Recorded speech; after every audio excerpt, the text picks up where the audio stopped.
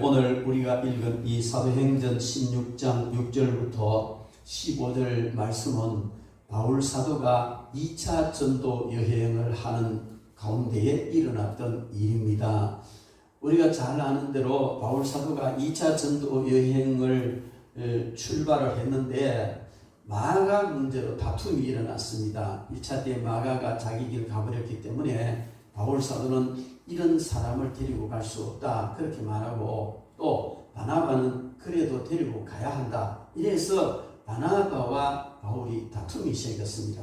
그래서 다툼이 생겨서 거기서 이제 이 바나바는 마가를 데리고 배를 타고 저 섬으로 갔어요. 구브로라는 섬, 여러분 지도 보면 알잖아요. 구브로 섬으로 전도를 하러 갔습니다. 그리고 바울은 신라를 데리고 루스트라에 이르러서 거기에 디모데가 있는데 이 디모데를 데리고 이제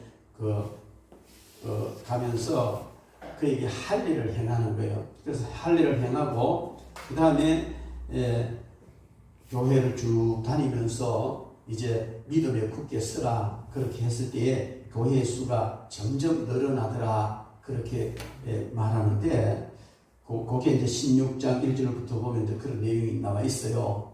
그런데 바울 사도가 디모데를 할례를 주고 또 바나바와 헤어져서 복음을 전하던 그 지역이 어디냐면 아시아 지역입니다.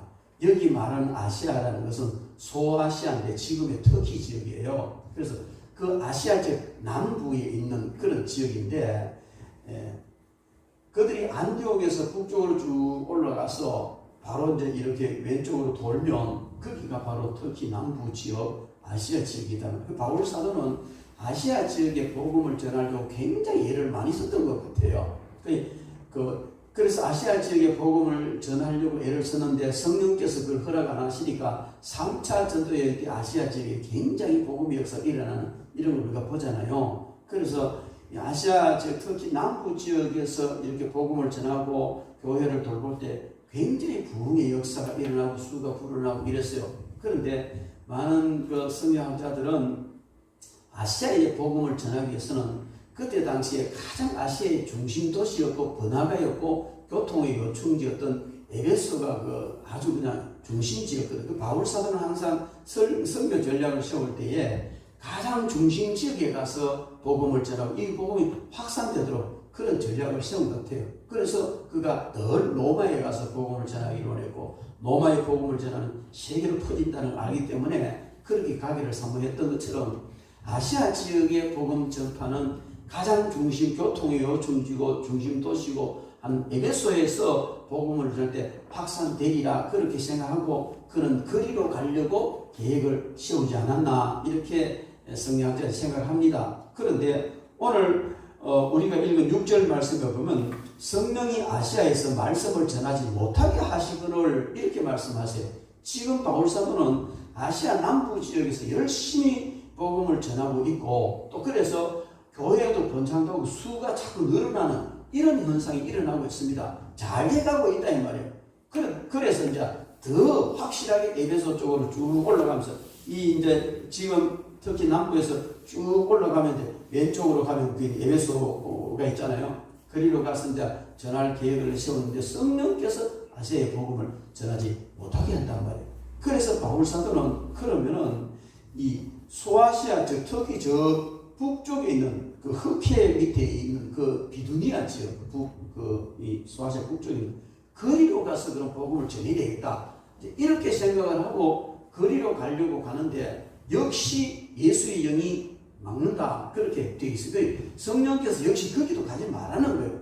그래서 왼쪽에는 에베소, 오른쪽에는 비두니아인데 그러면 똑바로 이렇게 올라가서 똑바로 올라가니까 바로 거기가 어디냐 하면은 우리가 잘 아는 대로 무시아 지역을 조금 지나면은 거기 드로아라는 항구 도시가 있어요.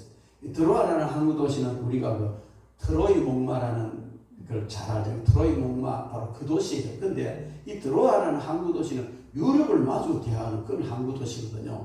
마주 대하는 항구 도시인데 거기에 드로아에 이르렀을 때에 밤에 환상 중에 그 마게도냐 지역에서 한 사람이 손짓을 하면서 와서 우리를 도와라고 환상을 보여줬어요. 여기 마게도냐 지역이라는 것은 바로 유럽을 말하죠. 유럽을 말하는데 지금의 그리스 지역 아닙니까? 그리스. 그래서 바울 사도는 그 환상을 보고 하나님께서 저들에게 가서 복음을 전하라고 하시는 것인가 보다. 그렇게 믿고 배를 타고 이제 갑니다. 건너가서 그 마게도냐 지역의 가장 그 첫 번째 성이 되는 빌립보에 가서 머물게 됩니다. 그래서 빌립보에 머물면서 안식일을 맞이했는데 유대인들은 세계 각지에 다 흩어져서 사는 즉 유대인 디아스포라들이 있어요. 그래서 흩어져 사는 사람인데 그들은 어디든지 가면 가장 먼저 회당부터 짓는 거예요. 그 회당을 지어놓고 거기서 하나님을 경배하고 또 교육도 하고 그렇게 해요. 근데 만약에 그 디아스포라 중에서 뭐 이렇게 사람들이 적다든지 아니면 회당이 없다든지 회당 지을 여건이 안 되고 이럴 때는 뭐 강가라든지 특별히 이런 특별한 장소에 모여서 안식일마다 거기서 이제 예배를 드리기도 하고 말씀 공부도 하고 그렇게 했던 것 같아요. 그래서 바울 사도가 빌립보에 가서 13절 말씀에 보면 안식일에 우리가 기도할 곳이 있을까 하여 문 밖 강가에 나가 거기 앉아서 모인 여자들에게 말했다. 여기 모인 여자는 빨래하려고 모인 여자가 있고 강가에 빨래하려고 모인 여자가 있고 디아스포라들이 모여서 안식일마다 거기서 기도도 하고 그냥 교육도 하고 예배드리는 이런 모임을 하기 위해서 장소로 선택한 것이 이렇게 볼 수가 있습니다. 그래서 거기 갔을 때에 두아디라시에 있던 그 자색 옷감 장사하는 누디아라는 사람이 거기 있었는데 바울 사도가 거기서 아마 말씀을 전해서 모여 있습니다. 이 유대인들은 안식일날 모이면 그냥 예배 드리는 게 누구든지 말씀을 전할 사람이 전하고 이렇게 했잖아요. 그래 바울 사도가 말씀을 전하니까 그 바울의 말을 듣는 가운데에 누디아라는 여자가 바울의 말을 듣고 있을 때 주께서 그 마음을 열어 바울의 말을 따르게 했다. 그러니까 바울이 말씀을 전하는데 이 누디아가 말씀을 듣는 가운데 이걸 다른 말로 하면 성령의 감동을 받았다는 겁니다. 성령의 감동을 어떻게 받았느냐 하면 네가 저 사람을 알아라, 도와라 뭐 이런 얘기겠죠. 그래서 자기 집에다가 모셨어요. 내가 주님을 믿는 사람이 인정되거든 우리 집에 오십시오. 그래서 바울 일행을 그 집에 모시고 거기서부터 시작된 것이 바로 빌립보 교회입니다. 빌립보 교회인데 우리가 이 내용을 16절 이하에 계속 읽어보면 거기 기도 이제 자주 매주 모여서 기도도 하고 이렇게 하는데 거기에 빌립보 성에 귀신 들려서 점치는 여자가 있어요. 그리고 너무 용하게 잘 맞추니까 많은 사람들이 돈을 주고 이 여자에게 점을 치고 그 여자의 주인은 그냥 돈만 그다 드리는 이런 거잖아요.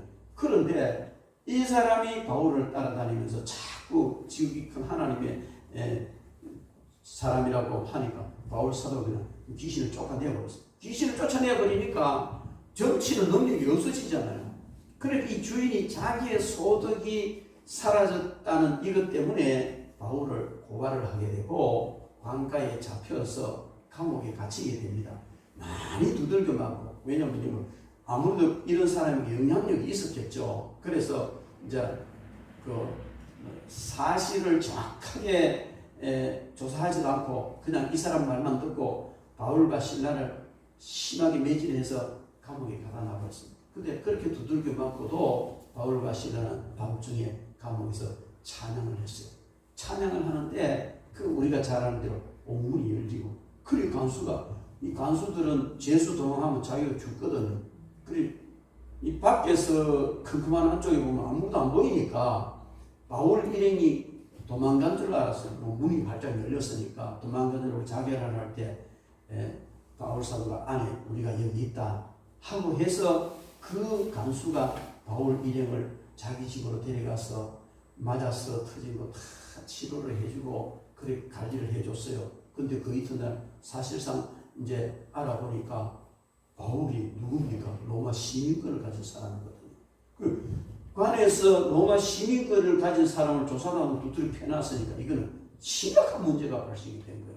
그래서 이제 몰래 이제 나가라. 하여튼 바울 사도를 풀어주죠. 풀어줘서 거기서 나와서 다른 지역으로 이제 또 복음을 전하러 가게 되는데, 여기에 빌립보 교회가 이런 놀라운 기적적인 역사와 이런 일들을 인하여 세워졌고, 바울 사도가 그의 사역 가운데 늘 빌립보 교회를 이야기할 때는 큰 그 애정이 너무너무 가는 이런 모습을 볼 수가 있고, 특별히 바울이 쓴 그 서신 중에 빌립보서를 기쁨의 서신이라고 말해요. 로마 감옥에 갇혀 있으면서 빌립보 교회를 향하여서 편지를 썼는데, 그 빌립보 교회 성도들을 생각하니까 기쁨이 넘쳐서 자기는 감옥에 갇혀 있으면서도 그렇게 내용은 너무 기쁜 내용으로 써지는 그것 때문에 그 빌립보서를 기쁨의 서신이다, 그렇게 말하잖아요. 우리는 오늘 이 성경 말씀 저는 배경과 이 말씀을 통해서 알 수 있는 것은, 바울 사도가 복음을 전할 때 철저히 성령께 순종했다는 겁니다. 자기가 아시아에 복음을 전하겠다는 이 계획을 가지고, 야심찬 계획을 가지고 복음 전 남부서부터 시작해 복음을 전해 들어갔지만은, 그리고 또 부흥의 역사도 일어났는데, 여러분 우리 같으면 어떻게 하나님께서 부흥되게 해주시고 뭔가 역사가 일어나는구나, 아시아에 정말 큰 역사가 일어나겠다, 계속 밀고 나갈 만하단 말이에요. 그런데 성령께서 아시아에 복음 전하지 마라, 그리고는 달리 인도를 하시는, 그러니 바울 사도가 얼마나 답답했겠어요. 아마 몰라도 바울 사도는 하나님께 간절히 기도했으리라고 봅니다. 왜 이렇게 잘 되어지는데, 역사가 일어나는데 왜 아시아에 복음을 전하지 못하게 합니까? 할 때에 하나님께 즉시 유럽으로 가라, 마게도냐로 가라, 이런 응답을 안 주셨어요. 그러니까 바울 사도가 뭔가 이 지역이 아닌가, 내가 에베소로 가는 게 하나님 뜻이 아닌가, 이렇게 생각했는 것 같아요. 그러니까 저 북쪽에 비두니아로 가겠다, 그런 생각은 또 거리로 가려고 생각하고 마음먹었을 때, 또 하나님께서 성령께서 그것도 아니고 또 막는 거예요. 그래서 그쪽 거리를 올라가면은 들어가까지 갔단 말이야. 들어가까지 가서 거기서 밤에 이제 있는데, 건너편에서 와서 우리를 도와라는 환상이 보였고, 그래서 건너가서 정말 성령께서 철저히 인도하시는 그를 순종하는 그 자주장사 누지아를 만나게 되고, 이런 교회를 세워가는 이런 모습을 보면서 우리는 바울도 철저히 성령께 순종을 했고, 거기 참여한 많은 사람도 성령께 순종하고, 심지어 그 빌립보 감옥의 간수도 그런 감동을 받아요. 자기가 은혜를 입었으니까 그렇겠지만은 그도 성령님 인도를 받았다고 볼 수도 있어요. 자, 이렇게 해서 성령께서 인도하시는 대로 한 걸음 한 걸음 차근차근 나가니까, 그 순간에는 혼란하기도 했고 또 잘 이해가 안 되는 그런 부분도 있었지만은, 결국은 놀라운 역사가 일어난 거예요. 그래서 바울 사도의 2차 전도 여행을 통해서 유럽이 복음화됐다고 그러잖아요. 유럽이 복음화되는, 이 유럽의 복음화는 결국 로마의 복음화가 되는 거예요. 로마의 복음화라는 것은 하나님의 뜻이란 말이에요. 우리가 잘 아는 대로 느부갓네살의 그걸 다니엘이 해석을 해줄 때, 로마 시대에 예수 그리스도가 나타나서 이런 놀라운 복음의 역사가 일어날 것을 예언했고, 그대로 로마에서 역사가 일어나는데, 바울 사도가 성령께 순종해서 로마로 들어가서 복음을 전하는 그게 얼마나 큰 영향력이 있었겠느냐 하는 걸 알 수가 있습니다. 여러분, 그렇다면 우리는 정말 살아가면서 신앙생활하면서 많은 중요한 일도 있지만은, 가장 중요한 일은 바로 성령께 순종하는 것이다. 한 걸음 한 걸음 성령께 순종하는 이것이 가장 중요한 일이라 하는 것을 우리가 알아야 될 줄로 믿습니다. 바울은 철저히 성령님께 순종했습니다. 유럽의 한 영혼이 손짓하는 그것을 그는 외면하지 않았다는 것입니다. 우리는 살아가다가 가끔 우리 주위에 많은 사람들이 영적으로 우리를 향하여 손짓하는 것과 같은 그런 때가 참으로 얼마나 많은지 모릅니다. 그래서 우리 주위에 우리를 향하여 손짓하는 영혼들이 얼마나 많은지 살펴보고, 그들을 향하여 달려가라는 성령님의 음성이 있을 때, 인도하심이 있을 때 우리는 그저 달려가야 될 줄로 믿습니다. 이 시대에 바울이 되고 이 시대에 루디아가 되어서 성령께 철저히 순종할 때 우리에게 놀라운 역사가 일어나리라 그렇게 생각합니다. 여러분, 이런 순종을 해 나갈 때 때로는 이해되지 않을 수가 있습니다. 왜 이렇게 이런 상황인데 왜 이렇게 하라 하지 이런 생각이 들 때가 있단 말이에요. 그래도 우리는 그때마다 우리는 철저히 성령님께 순종하는 것이 가장 귀한 길인 줄로 믿습니다. 그러면은 우리가 이렇게 삶에서 성령님의 인도를 받으려면은 어떻게 해야 될 것인가? 뭐 여러 가지 많은 그런 조건이 있겠지만 저는 그렇게 생각합니다. 성령님께 철저히 순종하려면은 가장 먼저 기도해야 됩니다. 철저한 기도의 삶을 살아야 돼요. 그냥 기도하는 게 아니고 기도하는 삶을 살아야 된다. 왜냐하면 성령님은 우리 영으로 인도하시거든요. 우리 영으로 인도하시는데 물론 살아가는데 그냥 느닷없이 감동을 주실 때도 있고 어떤 일이나 여건을 만들어서 우리 인도하실 때도 있지만 대부분의 경우에 성령께서 우리를 인도하시는 것은 우리의 영혼 속에 감동을 주시고 또 우리가 기도할 때 영감을 주시고 그래서 인도를 하십니다. 그래서 저는 성령님께 철저히 인도를 받으려면 기도해야 된다. 이 말을 바꾸면 기도하지 않는 사람 성령 인도를 못 받는다. 이렇게도 나는 이야기하고 싶어요.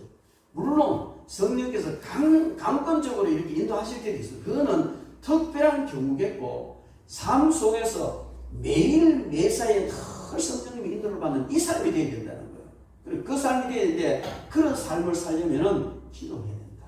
기도하지 않으면은 우리는 성령님의 인도를 받을 수가 없다. 철저히 성령님의 인도를 받기 위해서 늘 기도하는 삶을 살아야 됩니다.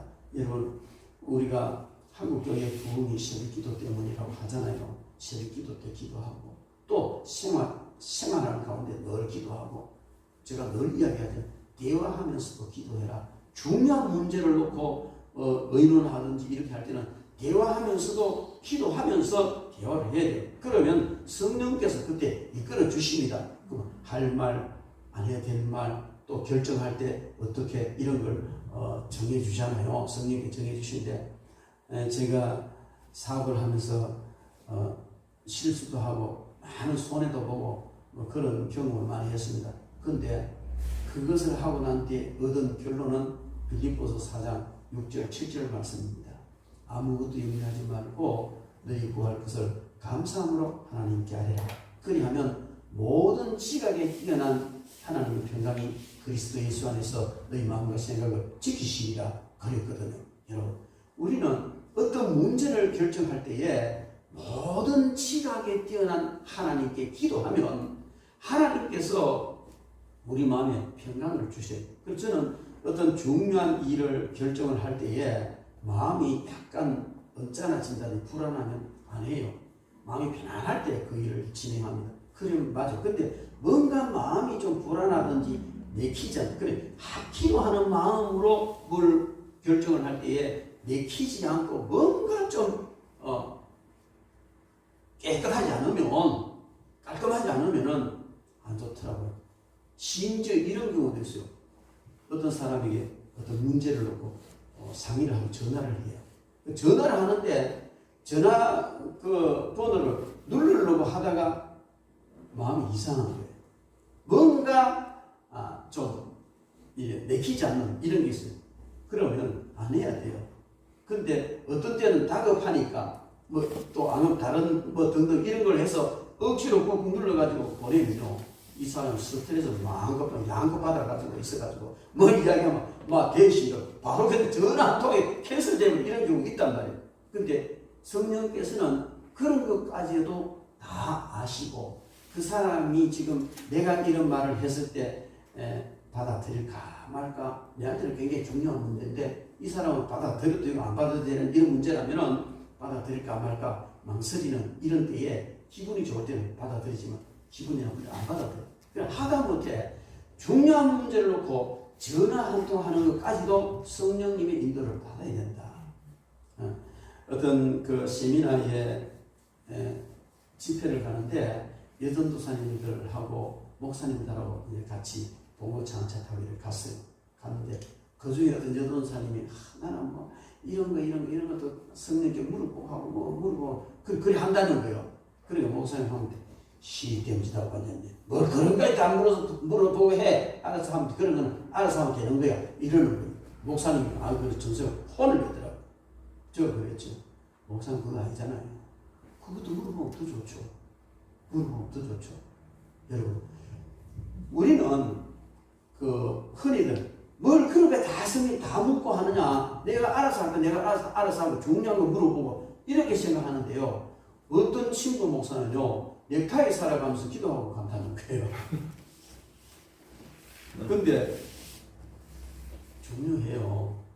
저는 이제 넥타이 선물 많이 받잖아요. 넥타이 선물 많이 받는데 늘 절개 매는 게 있고 항상 넥타이 와이사스 선물했고 넥타이 특히 넥타이 같은 선물 받으면 매일 때마다 선물한 사람 생각이 난다고.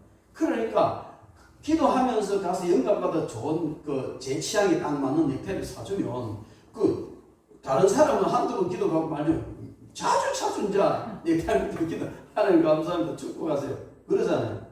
별것 아닌 것 같지만은 그 축복 기도가 어떤 결과를 낳을지는 모르잖아요. 그래서 우리는 작은 일 하나지만은 정말 늘 기도하면서 성령님의 인도를 받는 삶을 살아야 될 줄로 믿습니다. 깊은 기도도 해야 되지만 삶에서 하는 기도 반드시 그걸 통해서 성령께서 인도를 하시는 줄 믿습니다. 그리고 특별히 성령의 충만함을 받아야 됩니다.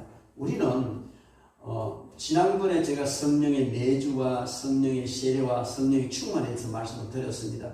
우리는 성령의 내주 상태로도요 목회도 할 수 있고 신앙생활 할 수 있고 한평생을 신앙생활 할 수 있고 충성도 할 수 다 할 수 있어요. 그러나 내주 상태보다도 성령의 세례를 불세례를 갖고 성령 충만한 상태에 사면 강력한 능력이 나타나고 효과가 있단 말이에요. 우리가 그냥 내주 상태에서 내 인격을 동원해서 그래 성령께 순종하는 게 맞아 순종해야 되지 하고 용을 쓰는데요 힘들어요. 정말 힘들어요. 근데 우리가 성령으로 충만해지면 순종하기가 너무 쉬워요. 안 하는 게 오히려 이상할 정도로 되잖아요. 그래서 여러분 성령께 철저히 순종하는 건 너무나 귀한 일이고 복된 일인데 그 성령님께 순종하기 위해서는요 반드시 성령 충만한 것이 절대적입니다. 성령의 내주와 성령의 세례를 받고 성령 충만한 삶을 살면 성령께 순종하기가 굉장히 쉽지만 그렇지 않으면 성령께 순종하기 어려워요. 또 성령께서 이런 감동을 주시고 이끌어 가시는데 가만히 놔두면 모르겠지만 마귀가 얼마나 방해하는지 모릅니다.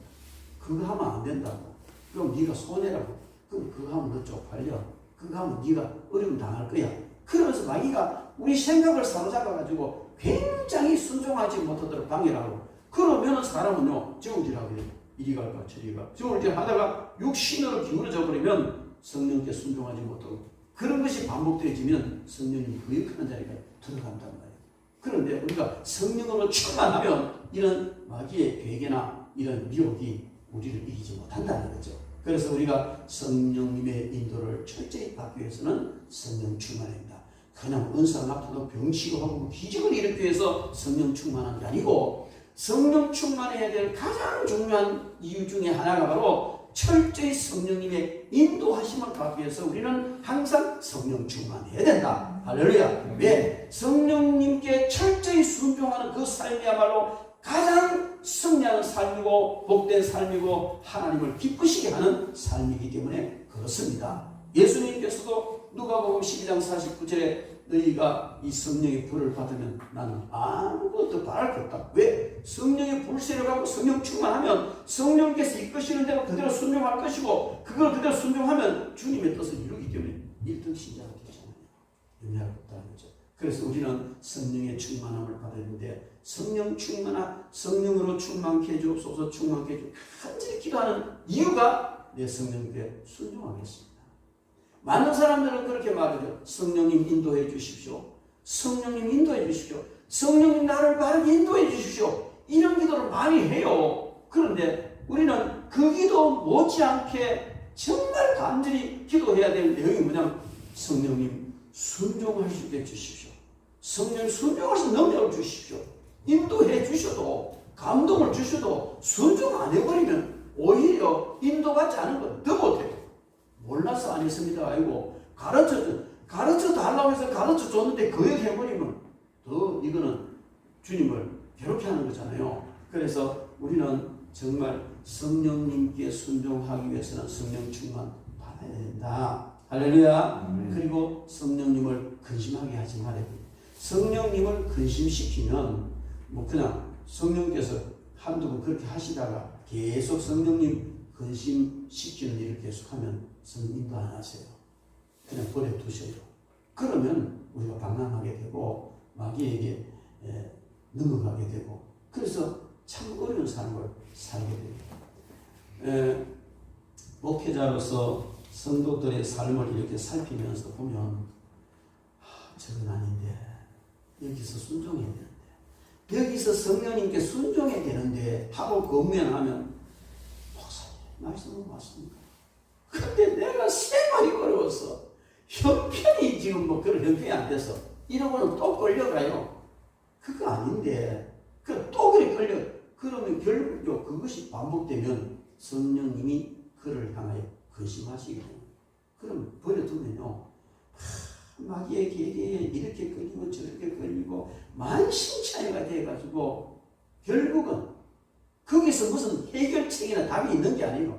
내려가는 거는 아무리 내려가도 답이 없어요. 올라가야 되니까 그것은 성령님의 인도하심을 받는 길밖에 없어요. 여러분 그래서 우리가 생활하다가 마음속에 성령님이 근심한다 이런 생각이 들면 바로 엎드려서 얘기하고 순종해야 됩니다. 여러분 성령님이 근심하시는 걸 여러분들도 느낄 수 있잖아요. 그죠? 아버지에게 예를 들어서 이런 거예요. 우리가 어릴 때 그냥 아버지 싫어하는 일을 했다 이러면 저녁에 꾸지람 들을 거 생각나잖아요. 저는 촌에서 이제 컸는데 아버지가 소풀 내놔라 이러거든요. 학교 갔다 와서 소풀 내일 아침에 소주 끓여 소풀 빼놔. 그럼 아까 제가 볼 때니까 소풀 빼놓고 놀아야 되는데 친구들하고 오면서 내가에 그냥 막 고무신 벗어가지고 물 퍼가지고 물고기 잡고 일하다 보면 해가 져 뿌리에 너저 들어가. 그러면 놀 때게 신나게 놀고 했는데 집에 들어올 때는 그때 가슴이 설렁한 거예요. 왜? 저녁 먹고 나면 아버지 해적 딱 갖고 이리 오너라 해가지고 종아리가 때리거든요. 그래서 그것처럼 일이 아직 이루어지지 않았지만은 그때 마음이 설렁한 이런 마음 들잖아요. 그 아버지 보기가 무섭고 집에 들어가기가 그냥 무섭고 그런 느낌이 드는데 성령님을 근심하게 하면 또 그런 느낌이 들어요. 참 안 해야 되는데 정말 어쩌다 보니까 성령님을 근심하게 하는 이런 일을 할 때 꼭 그와 같은 마음이 든단 말이에요. 여러분 이럴 때 우리는요 다른 길 없습니다. 바로 엎드려서 잘못했습니다. 절대 얘기해야 돼요. 다른 것보다도 성령님을 근심하고 근심케 하고 성령님을 거역한 죄는요 정말 적시 회개하고 철저히 회개해야 돼요. 말로 인자를 거역한 자는 사함을 받아도 성령을 해방한 자는 사함을 받지 못한다는 이 말씀은 우리가 성령의 해방죄까지는 안 지어도 그만큼 성령님을 거스리고 성령님을 근심하게 하는 이건요 심각한 죄라는 거예요. 예수님의 말씀을 순종하고 성령 말씀을 순종하고 이럴 때는요 성령님께서 우리를 위해 말할 수 없는 탄식을 기도하시잖아요. 기도하시고 또 성령 우리를 인도하세요. 그런데 성령님을 근심해버리면요 근심시켜버리면 길이 없는 것 같아요. 구속사적인 역사도 보면요 성부 하나님께서 천지를 창조하시고 물론 다 삼위 안에 창조하셨지만 주된 사역이란 말이에요. 그리고 또 이 구속을 계획하시고 뭐 다 하셨고 예수님 성자 하나님께서 오셔서 십자가에 달려주심으로 구속을 이루어 놓으셨단 말이에요. 이루어 놓으셨고 믿는 자가 구원을 받게 되는데 그리고 가시고 마지막으로 오신 분이 제3위 하나님 이 성령 하나님께서 그 모든 구속을 적용시키는 일을 하시기 때문에 성령님 사이 뒤에는 없어요. 예수님 재림밖에 없어요. 구속사적인 역사로 보든지 어떤 모양으로 보든지 간에 우리가 성령님께 어떤 근심을 시킨다든지 거역을 한다든지 이런 데는 바로 즉시 회개 감동을 주실 때 회개됩니다. 그리고 우리는 성령님을 소멸치 말하는데 성령님을 소멸한다. 성령님의 감동을 소멸하지 말라는. 성령님의 감동을 소멸하면 순종할 수가 없습니다. 한두 번 성령님의 감동을 자꾸 소멸하다 보면 이게 타성에 젖어가지고 성령께서 감동을 주셔도 예사롭게 그냥 무시하고 넘어가고 세상 말을 하면 지문계고 간다 이거지. 여러분 아버지 말 지문계고 그냥 무시해버리는 놈은 아주 부려막심한 놈이에요. 성령님의 말씀 감동을 그 소욕을 지문계고 나가면 그 결과가 어떻게 해서 뻔하단 말이에요. 그래서 우리는 성령께서 우리 마음에 우리 영혼 속에 소욕을 일으키실 때는 철저히 순종해야 돼요. 어떤 목사님은요 성령께서 소욕을 일으키고 빚내가지고 예를 들어 누구를 도와주려 이러면 돈이 어디 있습니까? 아니고 빚을 도와준다. 그분이요 나중에 하나님 복을 받을게요. 너희들 땅이고 엄청 큰 땅이 하나 생긴 거예요. 그래가지고 뭐 그냥 공짜로 주셨으니까 뭐 이거 가지고 마음껏 복음에 서작하면서 그 땅을 막 재펴가지고 돈 뭐 하여튼 최대한 재피가 돈 받아내는 건 다 받아내라 쓴 거예요. 나중에는 뭐 그냥 옥상에서 돈을 실이 뿌리가지고 무리를 일으키기도 하고 했지만 하여튼 뭐 그런 문제가 있어요. 그런데요 그 과정에서 참 얼마나 철저히 순종하는지. 길 가다가 차를 타고 가다가 어떤 그 뭐 이야가 걸고 하는 아주머니가 있는데 저 사람 돈 5만 원 줘라. 그럼 샤가 줘요. 돈 없으면 어디에 찾아가 준다는 거예요. 그렇게 철저히 순종하니까 하나님 그런 물질을 주시더라고요. 대단한 분이세요. 뭐 땅이 어차피 처음부터 없었으니까 다 재평수 땅 뭐 어느 조금은 되잖아요. 뭐가 문제냐 이거지. 참 멋있는 사람이었어요. 근데 약간 무리를 일으키긴 했지만 어쨌든 그렇게 철저히 성령님이 소욕을 주실 때는 철저히 순종하는데요. 목회자들 부부 뭐 전도사님들 목사님들 부부 3,000명씩 모여요. 그분 집회에 참여하면서 변화를 받고 저도 거기서 은혜를 많이 받았습니다. 여러분 그와 같이 우리는 성령님이 우리에게 소욕을 일으킬 때 철저히 순종해요. 괜히 성령님이 괜히 우리 속에 소욕을 일으켜 보겠습니까? 괜히 이거 해봐라 이거 해라 그렇게 말씀하시겠어요? 아니에요. 성령님은 해보는 게 없습니다. 가장 내가 적절히 그때 해야 될 일이고 그 일이 내게 가장 복이 되는 일이기 때문에 그렇게 인도하시는 줄 믿습니다. 그러므로 우리는 철저히 거기에 순종해야 될 줄 믿습니다. 그리고 우리가 성령님께 순종을 하려면 지난번에도 제가 말씀드렸지만 성령님의 주되심을 인정해라. 성령님의 주되심을 인정해야 돼요. 여러분 우리는 성부 하나님을 향하여 주여 그렇게 합니다. 그죠? 예수님을 향하여 주여 합니다. 그리고 기도할 때 성부 하나님이 주님이시라는 것 의심하는 사람 없어요.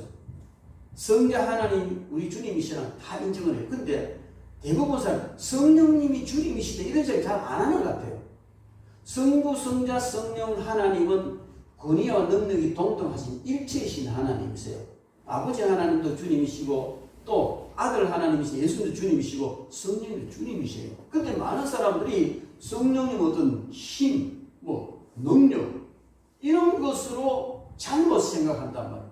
아니에요. 성령님은 우리가 철저히 복종하고 순종해야 될 우리의 주님이십니다. 할렐루야. 그러면 성령님이 주님이시기 때문에 우리는 노예단 말이에요. 우리가 주님이라 할 때는 종, 즉 우리는 성령님의 노예다 이 말이에요. 할렐루야. 그러므로 노예가 주인의 말을 안 들으면 끝이에요. 우리가 성령님의 감동을 따라 살지 않고 성령님의 소욕을 짓뭉개고 성령님을 근심시키는 건 이거는 끝장난 인생 신학이에요. 그런데도 많은 사람들이 얼마나 성령님의 소욕을 아무렇게나 생각하고 그냥 아무 생각 없이 뭉개고 지나가는 이런 삶을 사는 사람들이 얼마나 많은지 모릅니다. 그러니까 이게 문제다. 그 오스왈드 샌더슨 목사님이 쓴 책 같은데요. 오늘날 기독교 어떤 교회나 기독교 선교나 선교센터나 기독교 연관된 그 많은 기관들이 쏟아붓는 돈은 천문학적이라는 거죠. 거기에 비해서 효과가 너무 미미하다는 겁니다. 그 이유가 뭐냐? 성령님께 순종하지 않기 때문이다. 성령님을 무시하고 성령께 철저히 순종하지 않기 때문에 그렇게 많은 노력을 하고 많은 자금을 투자했으면서도 거두는 열매가 없다는 겁니다.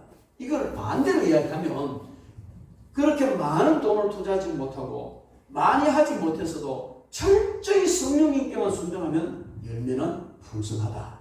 효과는 넘쳐난다. 할렐루야. 그럼 우리는요 이제는 다른 거 다 내려놓고 철저히 성령님께 순종해야 된다. 어떻게 하면 순종해야 기도하면서 철저히 성령님께 순종해야 되고 성령 충만 받아야 되는 목적도 능력을 향하고 이런 게 문제 해결 이런 게 아니고 성령님께 순종하기 위해서 해야 되고 성령께서 감동을 주시면은 언제 어떤 상황이라도 막 땡볕을 냈더라도 아니 내가 막 만신창이 됐더라도 거기는 순종을 해야 된다. 그래서 오늘 바울 사도 보십시오. 철저히 순종하니까 그냥 이런 놀라운 역사 속에 이 어마어마한 일을 일으키게 되는 계기가 됐다. 이렇게 볼 수가 있습니다. 그래서 우리는 이 성령님이 주님이시다 하는 이제 주님 앞에 우리가 놓였는데 순종하지 않으면 안 된다는 생각으로 순종하시기 바랍니다. 성령님께 우리가 철저히 순종할 때에 어떤 일이 일어나느냐 능력을 받게 돼요. 성령님은요 항상 순종하는 자를 들어 쓰시는 거예요. 불순종하는 자를 성령이 들어 쓰시지 않습니다. 빼딱하게 나가고 그냥 이핑에 저핑이 돼가지고 소욕을 일으키고 감동을 주셔도 그냥 옆길로 가버리는 사람 능력 주셔서 쓸 이유가 없잖아요. 성령님은요 철저히 순종하는 자에게 능력을 주시는 거예요. 능력 주셔서 그로 하여금 정말 아름답게 그렇게 생을 살고 살아가도록 하시는 줄 믿습니다. 그리고 성령님께 철저히 순종하면 은사를 받게 됩니다. 은사를 받게 되고 그 은사가 불릴 듯 일어날 줄로 믿습니다. 우리는 특별한 사람에게 안수 기도 받을 때에 은사가 일어날 수 있습니다. 그거는 성경에 기록되어 있잖아요. 베드로가 고넬료에 기도할 때, 바울이 에베소에 기도할 때 이런 역사가 일어났는데 그런 것도 일어나지만은 더 중요한 것은요. 이미 우리는 은사가 주어졌단 말이에요.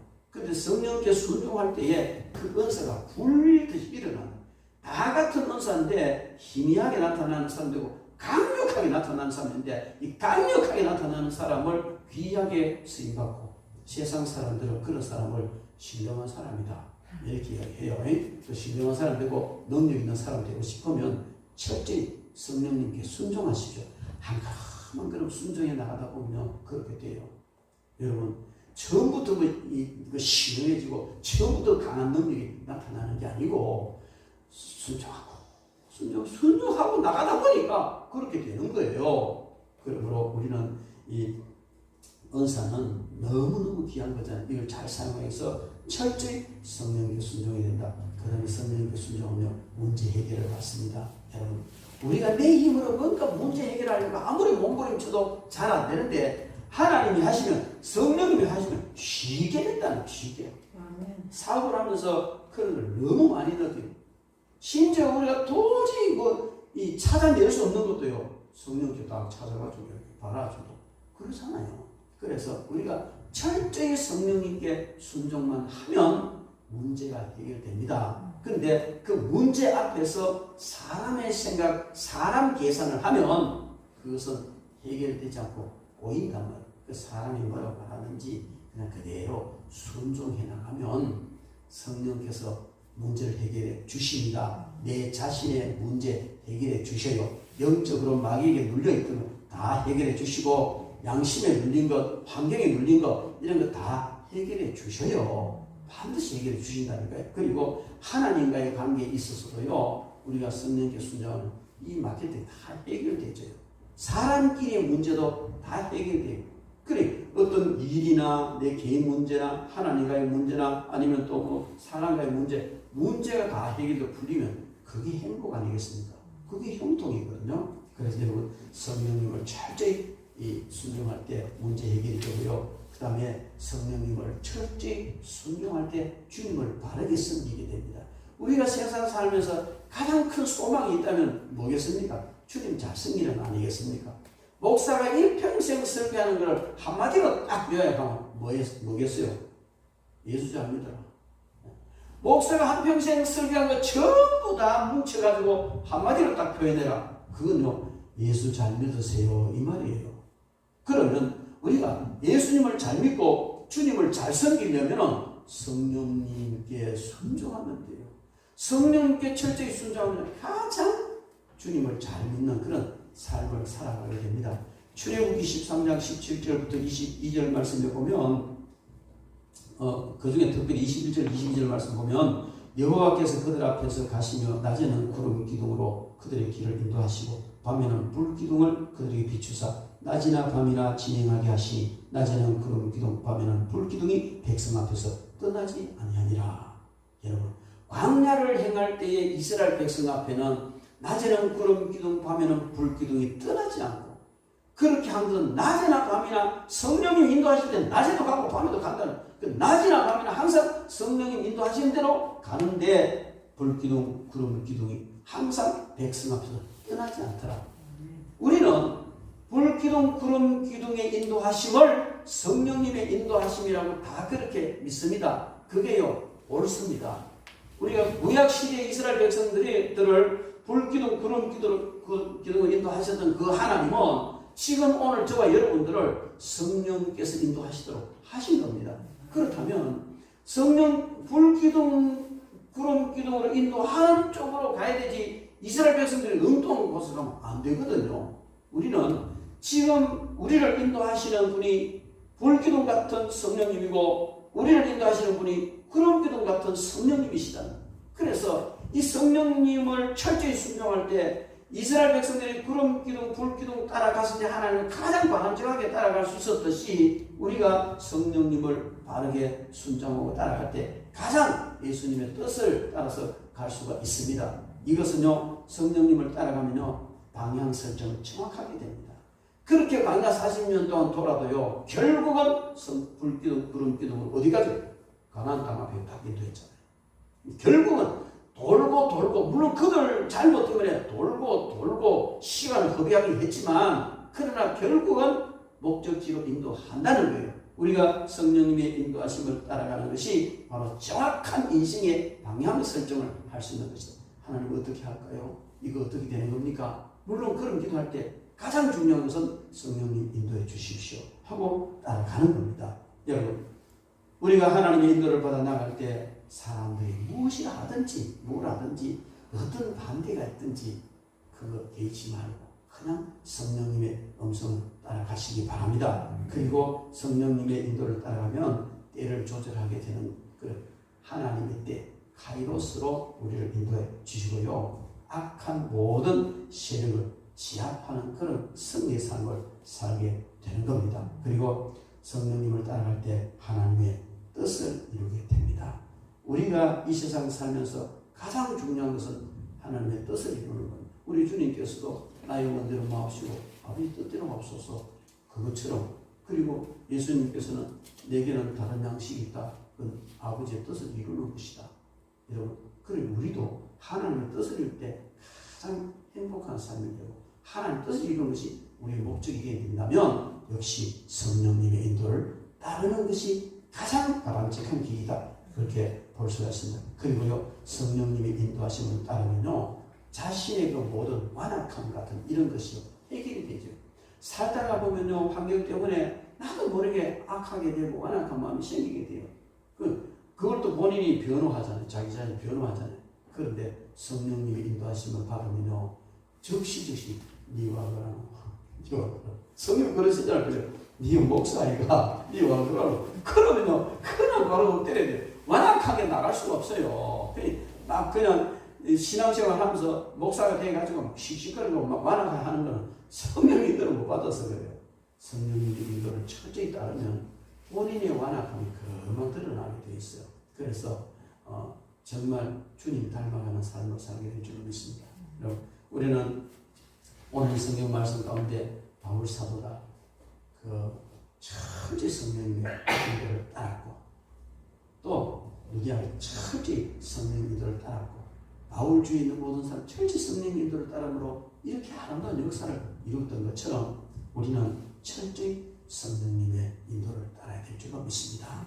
그리고 성령의 인도를 받으려면 정말 기도해. 기도하지 않고 성령님의 인도를 받는다는 거짓말이다. 그 다음에 성령의 충만함을 받아야 되고 성령님을 근심시키지 말아야 되고 성령님의 소욕을 소멸시키지 말고 성령님의 주대심을 철저히 인정함으로 우리가 성령님의 인도를 받을 수 있을 줄 믿습니다. 그렇게 인도를 받아 나갈 때 우리는 능력을 받게 되고 은사가 물리적 일어나게 될 것이고 우리 자신의 문제, 하나님과의 문제, 다른 사람의 문제, 어떤 개인적인 문제 해결되어질 것이며 주님을 바르게 정확하게 승리되고 영적으로 모든 악을 이기고 하나님의 뜻을 또한 이루고 우리 자신의 모든 안악함이나 이런 것을 잘 정리해서 정말 아름답게 하나님을 섬겨가는 가장 신실하고 복된 그런 하나님의 백성 될 줄로 믿습니다. 철저히 성령님께 순종하는 그런 저와 여러분들 되기를 주님의 이름으로 축원합니다. 기도하겠습니다.